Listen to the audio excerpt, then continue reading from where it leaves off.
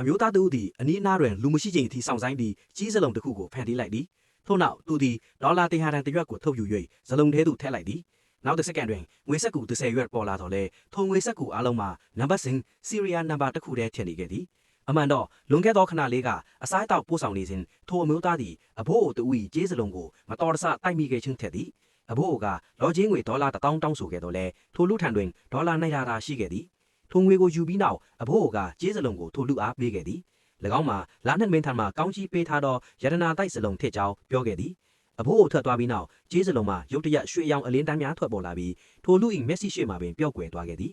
တေချာစွာလေ့လာပြီးနောက်ထိုမျိုးသားသည်ကြေးစလုံးကိုသူ့၏စိတ်ကူးဖြင့်ထိန်းချုပ်နိုင်ကြောင်းရှာဖွေတွေ့ရှိသွားခဲ့သည်လူအုံပြုလိုသည့်အချိန်တိုင်းတွင်စလုံးမှာပေါ်လာလိမ့်မည်ဖြစ်သည်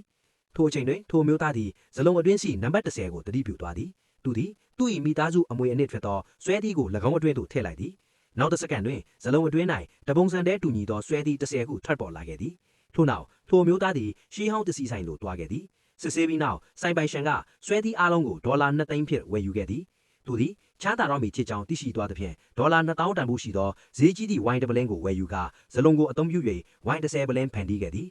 နောက်ပိုင်းတွင်ထိုမျိုးသားသည်ပြန်လည်ရောင်းချသည့်ဆိုင်သို့တွားခဲ့ရာချမ်းသာသောအမျိုးသမီးတဦးကဝိုင်းကိုစစ်ဆေးသည့်နောက်ဒေါ်လာ2သိန်းကိုသူ့ထံသို့ချက်ချင်းလွှဲပေးခဲ့သည်ထိုမျိုးသမီးသည်ထိုလူမှာတာမန်လူမဟုတ်ကြောင်းသဘောပေါက်သွားသဖြင့်သူမ၏ဆက်သွယ်ရန်လိပ်စာကိုပေးခဲ့သည်အနာဂတ်တွင်ရောင်းချစရာပစ္စည်းများရှိပါကသူမထံဆက်သွယ်နိုင်ကြောင်းပြောခဲ့သည်ငွေမြန်မြန်ရရှိရန်အတွက်ထိုမျိုးသားသည်နာဒီဆိုင်တို့တွားကဒေါ်လာ6000တန်ဖို့ရှိသောတန်ဖိုးကြီးနာရီတစ်လုံးကိုဝယ်ယူခဲ့သည်စိုင်ပိုင်ရှင်ကဤနာရီမှာတန်ဖိုးအမြဲတက်နေမည်ဟုပြောခဲ့သည်အိမ်ပြန်ရောက်သောအခါထိုမျိုးသားသည်ဇလုံးကိုဆင်ခေါ်၍နာရီကိုအတွင်းသို့ထည့်လိုက်သည်မကြမီတပုံစံတည်းတူညီသောနာရီပုံကြီးမှာဇလုံးအတွင်း၌ပေါ်လာခဲ့သည်ထိုမျိုးသားသည်ချမ်းသာသောအမျိုးသမီးထံသို့ဖုံးဆက်၍သူ့ထံတွင်တန်ဖိုးကြီးနာရီအများပြားရှိကြောင်းပြောခဲ့သည်ထို့နောက်သူမပေးထားသောလိပ်စာအတိုင်းဆိုင်သို့တွားခဲ့သည်ဆိုင်ပိုင်ရှင်ကထိုလူမှာချမ်းသာသောအမျိုးသမီး၏မိတ်ဆက်မှုဖြင့်လာခြင်းသည်ကိုမြင်သောအခါအမြင့်ဆုံးသောဝယ်ဈေးကိုချက်ချင်းပေးခဲ့သည်သို့သောထိုလူကငွေရသည်မှာအလွန်နှေးနေကြောင်းခံစားနေစေသည်သူသည်ချမ်းသာသောအမျိုးသမီးအားလက်ရှိတွင်မိသည့်အရာကတန်ဖိုးအရှိဆုံးလဲဟုမေးမြန်းသည်